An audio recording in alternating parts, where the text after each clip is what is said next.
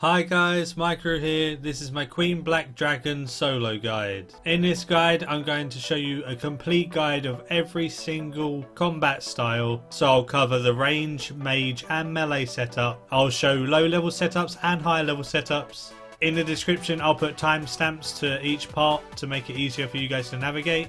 I will also go over some useful items that I don't cover when killing the boss. And I'll show a high level kill and a low level kill. As for the solid requirements for this boss, all you need is 60 summoning. You don't need anything else, but I strongly suggest completing the Song from the Depths quest. This gives you a permanent damage reduction buff while fighting the QBD and will help so significantly. I would definitely recommend doing it. Would not recommend killing the QBD without this quest unlock. As for your recommended stats, I would recommend for the lower level stats that you have 80 plus combat stats for at least tier 80 weaponry in your respective choice of combat, 85 plus herblore for super anti-fires, 70 plus prayer for protection prayers and at least piety to go alongside them, 67 plus summoning for a war tortoise familiar. These are the bare minimums I would suggest. As for higher level stats, 90 plus combat stats for tier 90s are really helpful. 96 plus herblore for overloads and your super anti-fires still. 95 plus prayer for curses, soul split and turmoil. 96 plus summoning for a pack yak, or alternatively you can use things like a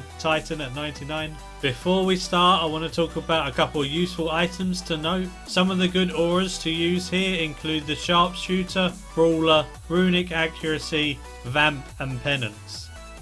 The Sharpshooter, Brawler and Runic Accuracy all increase your accuracy with each selective combat style, which really helps. Vampirism gives you life back, especially helpful if you're using protection prayers. Penance is good if you just want to save some money or inventory space, not having to take prayer potions, as it gives you prayer back when you take damage. It's also good to note that the Vampirism Scrimshaw alongside an aura that increases damage can be really great together. Also, Scrimshaws that increase damage alongside a Vamp aura works really well too. For example, you can have a Vampirism Scrimshaw and a Runic Accuracy aura to get the best of both. A Potent of Life can be used in your inventory if you have 99 Divination. This saves you from a killing blow with a cooldown of an hour. This is good instead of having to wear a Sign of Life. Enhanced Excalibur can be a great buff as well. If you don't want to take a pack yak, Nihils and Titans work really well here too. For the low level melee setup, I would recommend getting your super sets if you don't have extremes. Super anti-fire, super prayer renewals are great because it's a prayer renewal and a prayer potion in one. Prayer pots and sharks. Then you can have your war tortoise full of sharks. For gear, I'd recommend bandos, which is tier 70 power armor, which is always really good. Amulet of Blood Fury is awesome here because when you have quite a few mobs around you, you'll heal quite a lot here. The best cape possible, so fight kiln capes are great. Any skill cape, max cape, whatever you got. Any ring you got, so for argument's sake I just took the lowest ring I could really do, which was a warrior's ring. Then you can have a Vampirism aura, which is great here, or you can have a damage boosting aura and a Vampirism Scrimshaw, that also works. I take a Sign of Life, but you can take any Scrimshaw you want that I previously mentioned in the useful items. As for the low level mage inventory, is exactly the same, except for you have super magic instead of super attack and super strength. We use air runes because we're going to use air surge. For the gear, we have tier 70 power armor again, which is subjugation robes. Take the best cape you can. Blood Fury is great again here. I've got a chaotic staff, but any tier 80 weapon or higher will work. Again, took the cheapest ring I could find, which was a Seer's ring. Vampirism aura and a Sign of Life, but you can take any of the useful auras previously mentioned, will work perfectly, and the Scrimshaws too. For the low level ranged inventory, again it's the same except you have a super ranging potion. Armadil, more tier 70 power armor. Armadil is amazing. Again, the cheapest ring I could find, so an archer's ring. I've got a royal crossbow and royal bolts. You can take dragonbanes here if you have them for the extra damage. If not, just take some of the best bolts you can do. Tier 80 or better weapon is awesome. Aura and Scrimshaws, anything that you can do. Vampirism's highly recommended. Amulet of Blood Fury and the best cape you can do. But let's get into talking about the firewall. Phase 1 will have 1 firewall, Phase 2 will have 2 firewalls, and Phase 3 and 4 will have 3 firewalls. QBD will say in the chat that she's taken a huge breath. This means the firewall is coming. There's two ways you can dodge the firewall. One way will take 750 damage as you might have clicked slightly too soon or too late and got hit by the fire for 1 tick. There is a way to completely void this damage.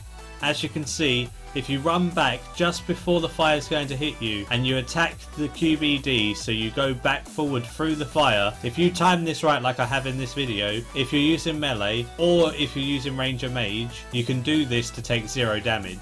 You can choose to tank the firewalls and take 2 ticks, you can choose to move slowly and not worry about timing it and just take 1 tick, or you can do it this way to take no ticks. Also, if you're using range or mage, that hole in the firewall is quite easy to stand through, so you may want to do it that way as well. Next up we have the Tormented Souls. She'll spawn one in phase 2 and they spawn a ring on the floor that follows you. All you got to do is sidestep, and if the ring's following you it will hit the Tormented Soul instead of you if you've just sidestepped, which will hit the Tormented Soul for just over 1,000, which means they'll easily be able to be cleaved down for the rest of their HP. Phase 3 will spawn 2, so do exactly the same thing, just sidestep and you'll have 2 of the rings following you, which will instantly kill one of the Tormented Souls.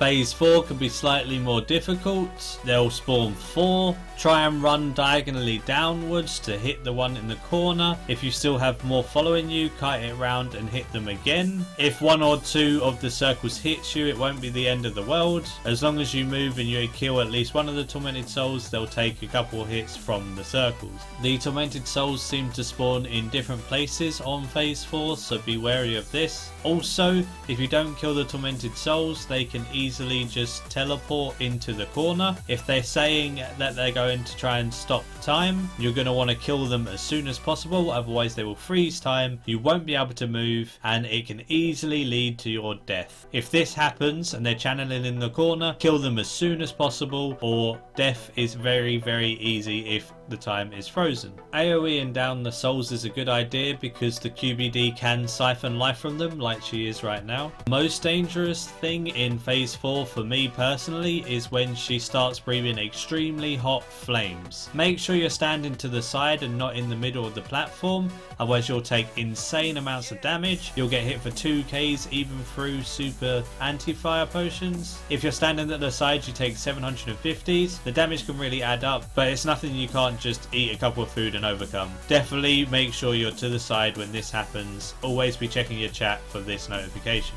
QBD can go strong or weak against certain styles. It's totally random what she turns weak or strong against. If she turns blue, she's strong against magic but weak against physical. And if she turns like a greeny colour, she's weak against magic but strong against physical. So if this happens, there's nothing you can really do about it except for you're going to deal less damage or more damage in this circumstance. Last thing is, at the end of every phase, the crystal at the top will turn red, which means one of the crystals on the platforms turns red. Phase 1 is in the middle. Click it. The longer it takes you to click it, the more grot worms she spawns. You typically ignore these grot worms, but if you leave it too long before clicking a shard, then it's going to spawn a lot of grot worms and the damage can really add up.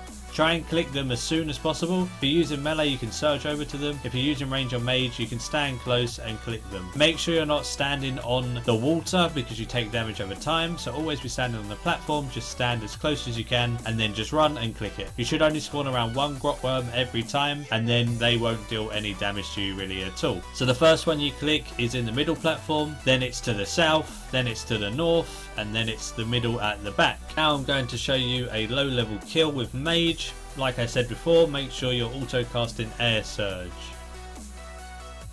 Pray range against the QBD when maging because most of the damage you'll be taking is range. You'll occasionally take some magic from the fire breaths, but that's about it. Make sure you got your vampirism aura on if you're using that. Stand as close to or as near as possible to the middle pillar so you can click it as soon as possible. As you can see, I clicked it straight away. This means no grot worms at all spawned. This helps a lot with sustaining your HP. Always use your thresholds whenever you can. They help so much. They do a lot of damage. Hover around the bottom, but don't stand in the water, otherwise you'll take 1k damage over time. Then just run. Maybe 1 or 2 grot worms will spawn. As you can see, 1 grot worm spawned for me. Just keep DPS in the boss. You can run up to the top to get ready to click that shard. Typically while running up I attack the QBD at the same time, so I'm not losing out on DPS. Quickly run onto the water, press it, run back, as again one grotworm spawned for me, should only be about the same for you. The QBD is more weak to Mage now, so I'm using all of my thresholds. And that's it, I press the button at the back, the stairs pop up and you run down there and you get your loot. As for the higher level inventories, you want to use tier 90 power armor, so I got Malevolent for melee. Amulet of Souls is great here. Highest cape you could do, again, fight kiln capes, skill capes, max cape, all that good stuff. I use a scythe, but you can also use Drygores, they're both really good. I use Ring of Death and Death Touch Bracelet, but you can use alternatives here. I use Torva boots as their power boots and they're pretty good. I just use my Vampirism Aura and my Sign of Life, although you can use a damage increasing Aura and or Scrimshaw. As for my inventory, I just have Holy Overloads, Super Anti-Fires, Prayer Pots, Sharks and a pack yak full of sharks. You can use Super Prayer Renewals here if you don't have Holy Overloads, or if you're using Supreme Overloads. Just use my inventory as a base guide. You can also use things such as Enhanced Excalibur, etc. They're also useful here. As for high-end magic, again the inventory is pretty much the same. Tier 90 power armor such as Tectonic. You can use a quiver for the extra damage bonus as well. Any boots are good. Again, you've got the awesome Ring of Death and things such as that. Got the Vampirism Aura and the Sign of Life. Obviously you can use your own Scrimshaws, your own auras, whatever suits you best. Nox Staff is great here. Amulet of Souls, amazing as always. Just your typical high-end magic gear. As for the high-end range gear, you want your Sirenic, tier 90 power armor, the best cape again, Amulet of Souls again, your Death Touch Bracelet, Ring of Death or alternatives that you like. Then I use Armadillo boots just because some more power armor boots. You can use any aura or scrimshaws. I've got my sharpshooter aura, but obviously you can have vampirism. You can use a scrimshaw vampirism alongside your sharpshooter, whatever takes your fancy. I'm using the glaives from Greg, but I would recommend Ascension crossbows or Nox bow here. I just don't own these currently, and this is where I don't have that much range gear. Dragon Banes are awesome here too, so if you want to use ammo and you want to use the best ammo possible, use Dragon Banes. If not, just use the highest tier you can use. I'll quickly show you a high-end melee kill. So here I've got Soul Split and Turmoil on, so I don't really care about standing out of the Tormented Soul. I just let it hit me, AoE it down nice and easy. Not much to say here, just only one Grotworm spawned from clicking the second pillar. DPS is really easy, Scythe just absolutely obliterates the QBD. Because you kill her so fast, half of her mechanics don't even happen because she doesn't have time to do them. One more Grotworm spawned before clicking the third pillar.